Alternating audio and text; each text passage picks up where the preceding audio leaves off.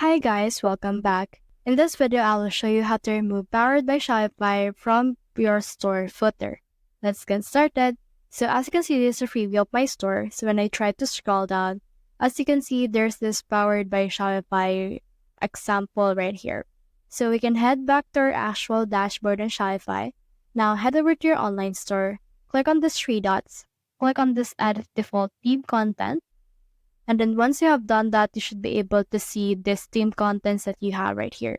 So let's search in here for powered. So let's search for this one. And then once you have searched for this word, you should be able to also see it from in here. As you can see, we have this right here, which is powered by brand name. And in this case, it's Shopify. So let's just put a space on that. Put a space on everything right here. And then once you have done that, head over and click on the Save button. Once you have saved this, it should be able to be saved all throughout your store. So let's head back to our preview and then let's refresh this site. Once we have refreshed it, it will show us this new page. So let's try to scroll down.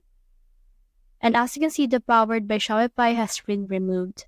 So that's the whole process. If you have found this video helpful, simply leave a like below or subscribe because this helps reach more people. See you soon!